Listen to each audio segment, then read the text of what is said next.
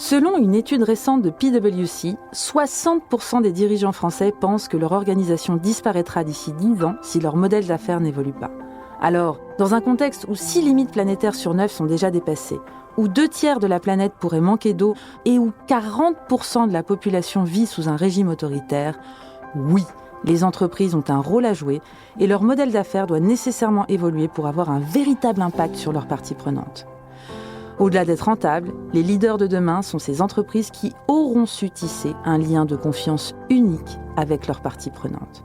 Ce lien, c'est ce qu'on appelle leur capital social.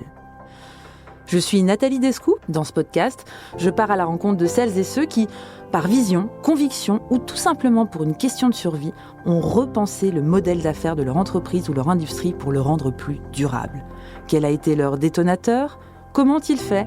Quel impact sur leurs parties prenantes ? Quelle valeur cela a-t-il créé pour l'entreprise ? Ensemble, nous découvrirons les business models du futur et tenterons de vous inspirer pour que vous aussi, vous transformiez votre entreprise, votre marque ou encore votre direction en vue de générer plus de valeur et plus d'impact pour vos parties prenantes. Vous écoutez Capital Social, le podcast qui décrypte les business models du futur. Bienvenue! Chères auditrices, chers auditeurs, bonjour et bienvenue dans Capital Social, le podcast qui décrypte les business models du futur. 128 millions d'euros, c'est le volume de produits cosmétiques encore parfaitement utilisables qui deviennent des invendus chaque année en France. 128 millions d'euros immobilisés, 128 millions d'euros qui pèsent sur les marques, sur les distributeurs et sur l'environnement. Concrètement, ça représente près de 4 tonnes de produits de beauté jetés chaque jour.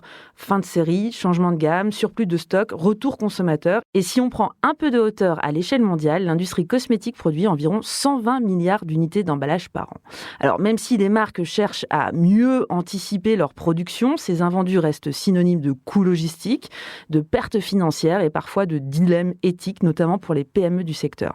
Depuis 2022, le cadre réglementaire s'est durci. La loi anti-gaspillage pour une économie circulaire, la loi AGEC, interdit désormais la destruction des invendus non alimentaires, y compris les cosmétiques. Ils doivent donc être donnés, réemployés ou valorisés. Autrement dit, le contexte change, la pression réglementaire s'intensifie et toute la chaîne de valeur de la beauté est appelée à se transformer. Et là où certains voient une contrainte, eh bien d'autres y voient une opportunité. C'est précisément le pari qu'a fait mon invité du jour, Manon Leroux, fondatrice de Sevencare, une plateforme qui connecte marques, distributeurs et consommateurs pour donner une seconde vie aux produits de beauté. Alors, avec vous, Manon, on va tenter de répondre à cette question clé. Comment transformer un stock dormant en actif stratégique et faire de la circularité un véritable modèle de création de valeur économique, sociétale et environnementale. Manon, bienvenue dans Capital Social. Bonjour Nathalie, merci beaucoup. Magnifique intro. Tu as très bien introduit le sujet, donc merci pour ça. Eh bien, bienvenue. Alors, Manon, peut-être la première question que j'ai envie de... On va se dire tu, parce qu'on se connaît par ailleurs, donc que j'ai envie de te poser, c'est à quel moment tu as compris que le gaspillage cosmétique n'était pas seulement un problème écologique, mais une vraie opportunité stratégique et donc économique? Alors, pour te raconter, je pense que c'est intéressant de revenir sur la genèse de Sevencare et pourquoi j'ai créé ce projet. En fait, à la base, j'ai eu cette idée de Sevencare parce que ça venait d'un besoin personnel à un moment donné où j'avais plus trop de budget. En fait, je cherchais des solutions pour acheter des produits de soins et d'hygiène moins chers, donc à des prix accessibles, tout en achetant des produits de qualité. Et en fait, je me suis rendu compte que c'était compliqué de trouver ces produits-là à des prix accessibles, tout en restant dans une démarche responsable. Et parallèlement, en fait, je me suis rendu compte que ces produits-là étaient gaspillés massivement par l'industrie cosmétique. Et donc, là, tu te dis, c'est de là que naît Sevencare, tu te dis, et si finalement, on n'était pas en train on pouvait donner une certaine circularité aux produits cosmétiques? Exactement. En fait, je me suis rendu compte qu'il y avait un trou dans la raquette en fin de circuit, en fait, notamment quand les produits sont déjà en circulation, donc en distribution, sur les étagères des magasins ou alors dans les entrepôts. Ces produits, parfois, ne trouvent pas, preneurs, n'arrivent pas dans une salle de bain d'un consommateur et finissent détruits. Et donc là, je me suis dit, en fait, ces produits, moi, je serais intéressée pour les acheter à moindre prix, pour les sauver du gaspillage. Aujourd'hui, il y a des solutions qui sont incroyables pour sauver de l'alimentaire à moindre prix qu'on connaît tous. Et l'idée, ça a été un petit peu de dupliquer ce modèle-là pour l'appliquer à l'industrie cosmétique, justement pour sauver tous ces produits qui représentent une valeur qui est considérable, puisque à l'échelle mondiale, c'est plus de 4 milliards d'euros d'invendus cosmétiques qui finissent détruits. Donc ça représente énormément de produits qui pourraient servir en fait. Et donc c'est dingue parce que techniquement tu faisais pas de la cosmétique en fait. C'est quoi d'ailleurs ton parcours en fait? Comment t'en es arrivé justement Alors je viens pas de la cosmétique. Moi j'ai un parcours assez classique. J'ai fait une école de commerce après laquelle j'ai fait un master spécialisé en management des métiers de la mode et du luxe à l'Institut français de la mode. Donc mes études, elles étaient plus tournées vers l'industrie de la mode, bien que l'industrie de la mode et de la beauté sont très liées. La similarité entre toutes mes expériences, ça a été la seconde main et la valorisation de l'existant. Moi, j'ai toujours travaillé pour des projets qui avaient ce cœur stratégique en fait de valorisation de l'existant. Donc, j'ai travaillé pour Celency, qui est une marketplace de mobilier de seconde main. J'ai travaillé aussi pour une chaîne de friperie et donc moi c'est quelque chose que je porte en moi qui fait extrêmement sens dans le fait d'acheter des produits de qualité à des prix qui vont être intéressants. Et puis je pense qu'aujourd'hui on est tous sensibilisés à ces enjeux économiques et environnementaux et du coup c'est ce qui m'a mené en fait à créer Save & Care parce que je pense aussi qu'on a une ère où prendre soin de soi c'est de plus en plus important et du coup il y a quelque chose de très logique dans ce projet. Et alors, est-ce que tu peux nous expliquer pour les auditeurs et les auditrices comment ça fonctionne? Parce que c'est une plateforme, en fait, donc tu te connectes sur Save & Care. Exactement. Et à qui tu t'adresses? Comment ça fonctionne concrètement pour quelqu'un qui voudrait utiliser tes produits, ton service? C'est très, très simple. Déjà, pour commencer, pour le consommateur, Save & Care, c'est une application mobile qu'on va pouvoir télécharger sur tous les stores et en fait, sur laquelle on va pouvoir se géolocaliser, trouver les partenaires qui ont des produits à sauver autour d'eux. Donc, on achète via l'application et on va chercher ces produits en click and collect. Là, c'est très important.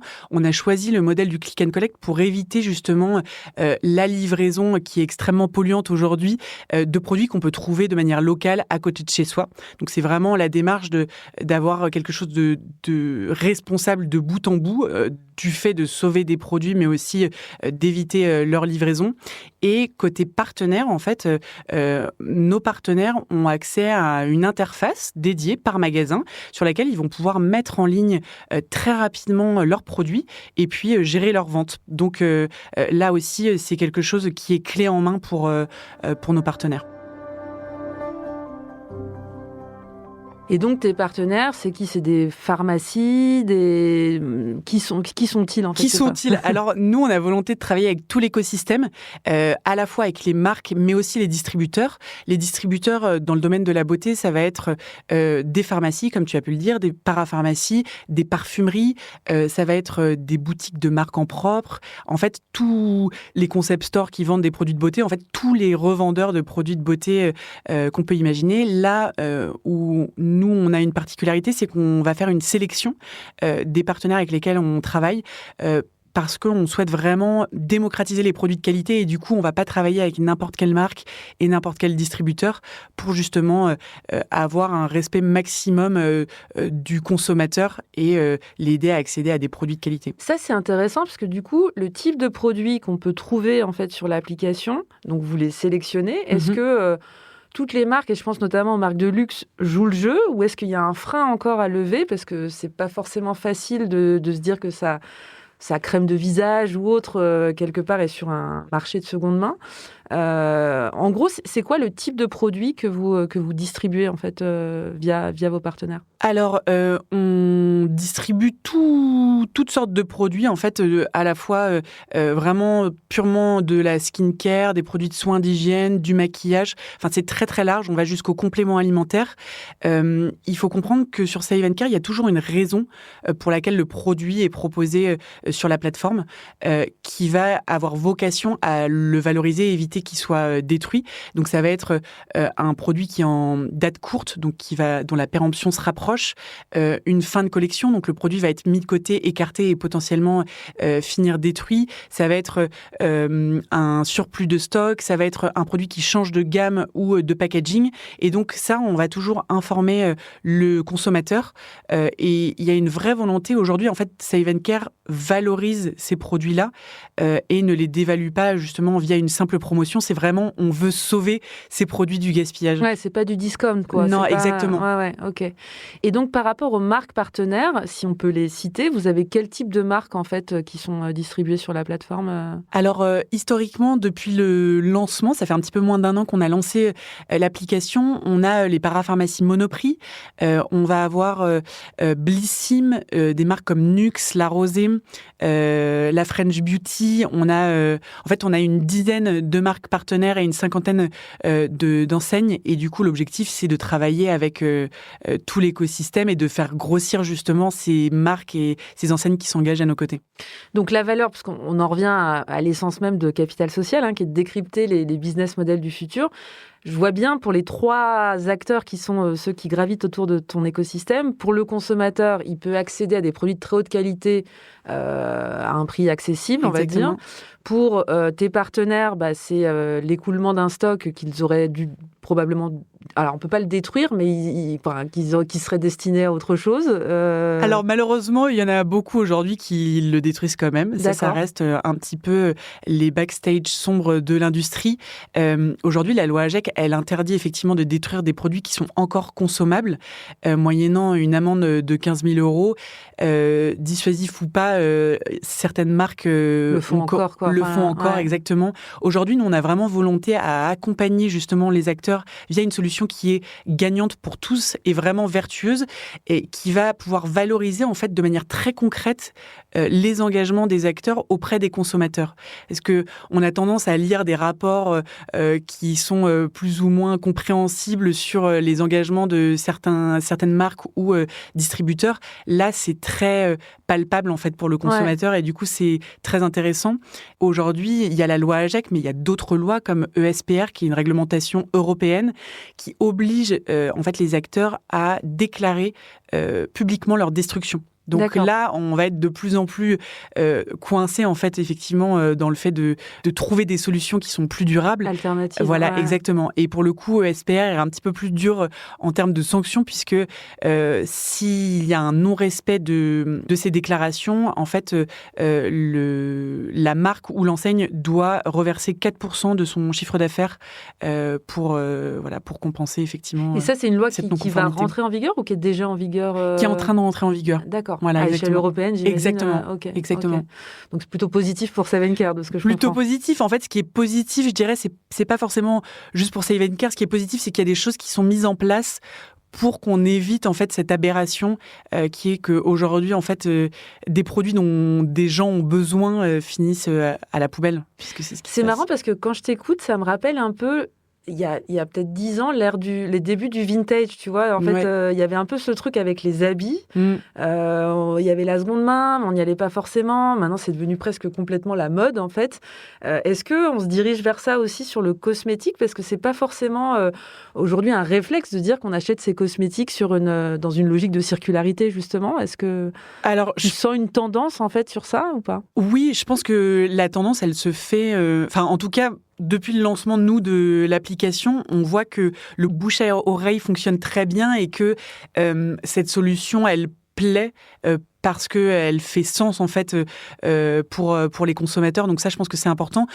Quand on dit seconde main pour la cosmétique, je pense que il y a encore un biais, c'est qu'aujourd'hui, nous, on n'est pas un Vinted de la cosmétique. On vend pas des produits qui sont ouverts, qu'on va aller acheter à un autre consommateur. Là où moi, je serais pas forcément très à l'aise de savoir en fait ce que la personne a fait avec son pot de crème. Là où nous, en fait, vraiment tous les produits sont intacts et c'est les mêmes qu'on aurait pu acheté dans un autre magasin. Enfin, c'est vraiment ça, c'est clé parce que du coup, on touche vraiment pas à la valeur perçue.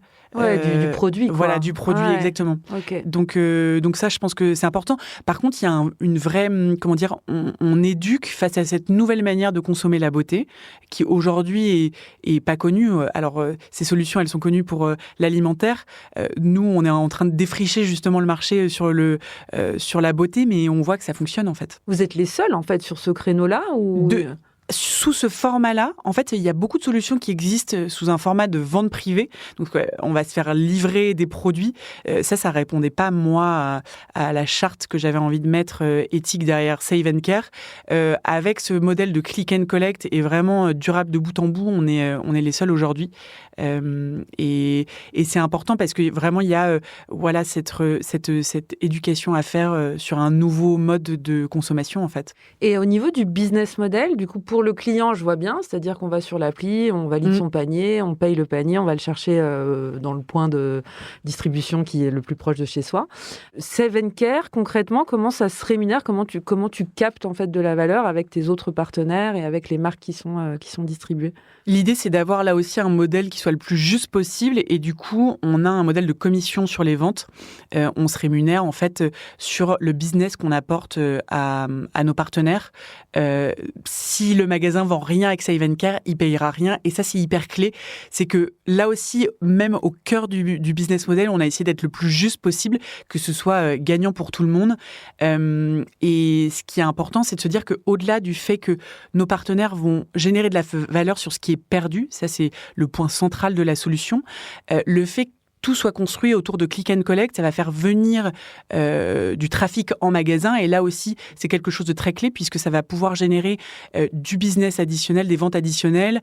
Ça va pouvoir faire découvrir un point de vente et une expérience à un client qui ne serait pas forcément venu de lui-même, rendre visible une offre anti-gaspi qui n'est pas forcément là aussi. Donc, c'est vraiment quelque chose qui va beaucoup plus loin au final que... Ouais, c'est du win-win, quoi, en exactement, fait. Ouais. Exactement. Et les retours clients que vous avez, en fait, aujourd'hui, ils vous disent quoi ? Ils repeat, il y a un peu du repeat business, comme disent les Anglais, une fois qu'on y a goûté, on peut plus s'en passer. Ouais, exactement. Alors, pour le moment, on a plus de 20% de taux de réachat, là, sur ces premiers mois de lancement de l'application, avec des très bons retours. Et en fait, aujourd'hui, nous, on ne fait pas du tout de communication payante.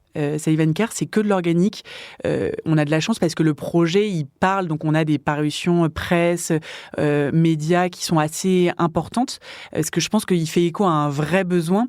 Et effectivement, la majorité des personnes qui commandent sur l'application ont entendu parler de Save & Care par quelqu'un qui leur a recommandé. Et du coup, le bouche à oreille est hyper important et ça prouve qu'il y a, comment dire, un vrai besoin, quoi. Un vrai besoin et une vraie satisfaction de la solution. Ça permet en fait aussi à des clients qui ne savent pas trop quelle marque, quel produit choisir, en fait, de choisir par en fait les offres qu'on va avoir sur l'application.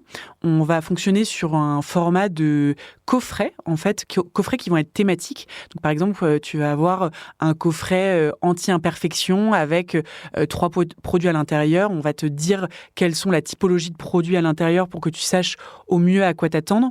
Et l'idée, c'est que nous, on fait une sélection en fait de produits qui sont intéressants sur cette thématique-là, et ça permet en fait à des clients aussi de découvrir des parce produits. Qu'on ne sait pas la marque qu'on a quand on achète en fait le paquet. On sait à peu près la typologie de marque qui peut. Exactement. En fonction du magasin dans lequel on va aller sauver les produits, on va savoir à quoi s'attendre.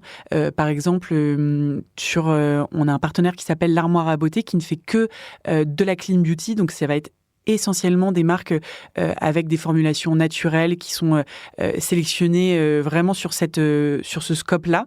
Donc ça, c'est une manière de savoir un petit peu à quoi s'attendre. On a des partenaires aussi qui proposent des produits de manière ciblée. Donc là, on va savoir exactement ce qu'on achète. Mais ce qui fonctionne bien, c'est vraiment le format Mystery Box, où un petit peu à l'instar d'une pochette surprise quand on était petit, on va avoir la surprise de ce qu'on a à l'intérieur. Ouais, c'est sympa. Pour les fêtes, ça a dû bien marcher. Ah bah ça a très très bien marché. Les Secret Santa ont bien fonctionné. aujourd'hui, tu es présente où exactement, enfin, sur quelle ville en France, et c'est quoi en fait tes plans pour le futur? Comment tu vois l'avenir de Save & Care? Alors, on a été obligé d'y aller par étapes. Aujourd'hui, on a lancé l'application à Paris. Donc, on est présent simplement à Paris. Là, on est en train de travailler sur un déploiement à l'échelle nationale. Ce qui est hyper intéressant, c'est que depuis qu'on a lancé, on a eu énormément de messages de personnes qui nous envoient des demandes pour savoir si on va ouvrir à Nantes, à Marseille, à Lyon, dans le Nord, enfin partout en France. Et c'est un très bon signal parce qu'aujourd'hui, il y a de la frustration des consommateurs de ne pas avoir la solution, vu qu'on ne fait pas de livraison. En fait, effectivement, c'est qui est disponible pour les Parisiens. On a vocation à se développer donc partout en France et surtout à déployer la solution partout dans le monde. Donc l'idée, c'est d'y aller par étapes. Donc d'abord la France, ensuite l'Europe et ensuite le monde, parce que, comme je te disais, en fait, le gaspillage cosmétique, c'est une problématique à l'échelle mondiale. Les partenaires qu'on cible, ils sont présents eux aussi sous un format de réseau à l'échelle mondiale, et l'idée, c'est de faire grandir le projet autour de cette mission qu'on a, qui est de lutter contre le gaspillage et démocratiser les soins de qualité. Aujourd'hui, on n'en a pas trop parlé, mais le fait que l'accessibilité aux produits de soins et d'hygiène est un vrai sujet. C'est plus de 1 Français sur 3 qui renonce à l'achat de certains soins par manque de moyens. Donc ça, c'est une vraie data qui est intéressante pour les produits, tu vois, essentiels comme du savon, du shampoing, du déodorant. Et donc ça, on a aussi envie d'apporter une solution là-dessus, de faire en sorte que ces produits essentiels de qualité puissent être accessibles. Et pour les marques en fait que tu distribues, elles te disent quoi en fait, le retour? Elles sont capables de se dire ça me permet de toucher un nouveau pan de ma cible, ou justement une cible que j'avais pas forcément dans mon giron, ou Complètement. Ah, mais tu as très bien résumé la chose, c'est qu'aujourd'hui, Save & Care, c'est une vraie solution. Donc, on en a parlé de profitabilité, d'engagement, mais aussi d'acquisition. Parce que ça va permettre d'aller chercher des consommateurs qui n'auraient pas forcément eu le budget ou l'idée ou l'intention d'acheter ce produit-là faute de budget, et qui potentiellement en fait vont rentrer dans la marque via cette démarche de Save & Care. Et puis, en fait, je pense qu'aujourd'hui, on est aussi un petit peu noyé dans énormément de marques, de propositions de produits.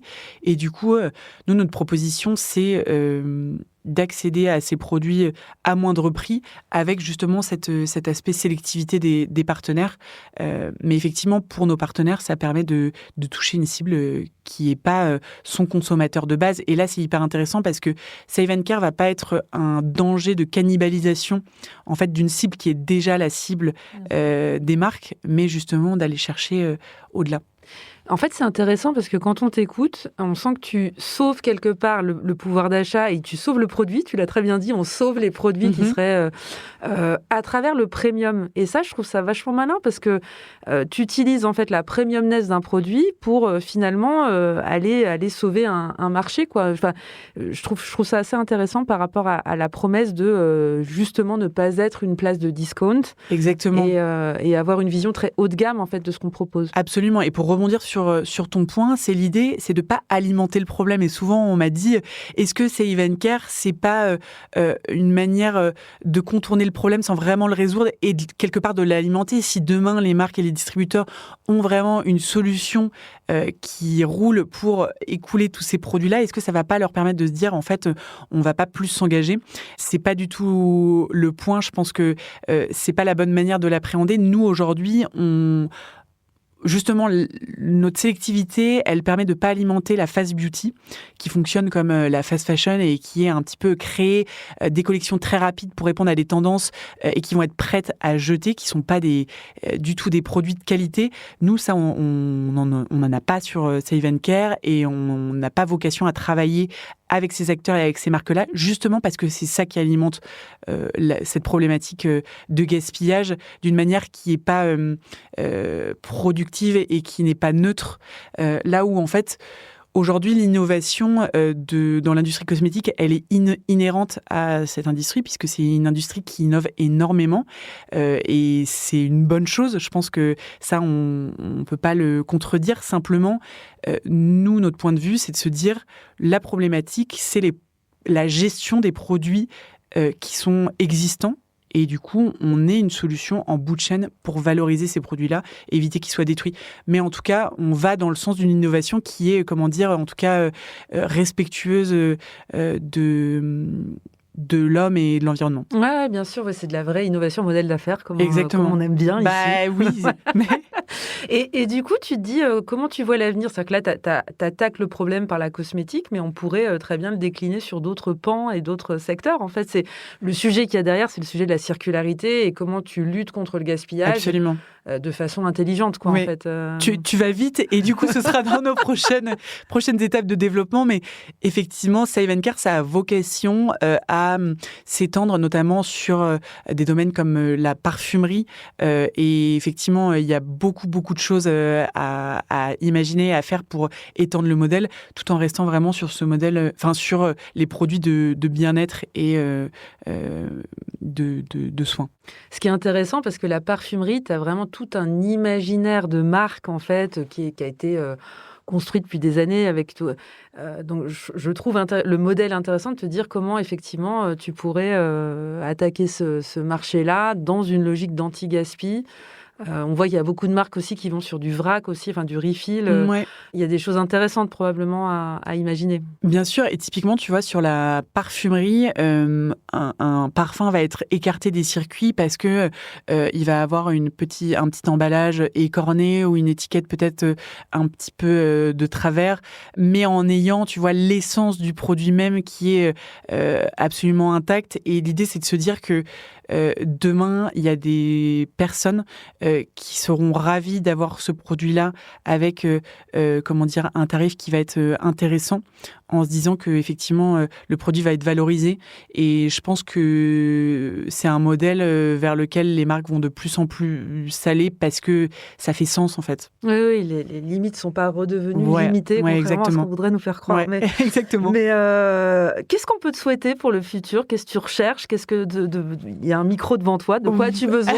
Alors là, beaucoup de choses. On est parti pour une longue liste. Non, je pense que c'est que le projet continue à se développer comme c'est le cas maintenant, que on arrive à fédérer de plus en plus de marques et d'acteurs à nos côtés et qu'on arrive à engager aussi de plus en plus de personnes qui sauvent des produits via l'application. Donc que ça continue sur cette belle lancée et qu'on arrive à faire quelque chose de grand en tout cas. Eh ben super, ce sera le mot de la fin à bon entendeur. Du coup, merci beaucoup merci Manon. Nathalie. Ce que montre vraiment Save & Care, c'est qu'un déchet finalement peut devenir un actif et même un actif stratégique. Là où certains voyaient un problème de stock, toi Manon, tu as vu un nouveau canal de création de valeur. Ton modèle est vraiment à la croisée entre trois tensions majeures, surproduction, réglementation et pouvoir d'achat, dans cette logique premium que tu as très très bien décrit. Donc finalement, tu le dis si bien, peut-être que les business models du futur ne consistent pas à produire plus, mais à mieux valoriser ce qui existe déjà. Merci Manon d'avoir partagé Nathalie. avec nous les coulisses de cette industrie que tu révolutionnes et que tu disruptes. Merci également à toute l'équipe technique de One2One2 qui rend ce podcast possible. Et quant à nous, chères auditrices et chers auditeurs, je vous donne rendez-vous dans quelques semaines pour le prochain épisode de Capital Social, le podcast qui décrypte les business models du futur.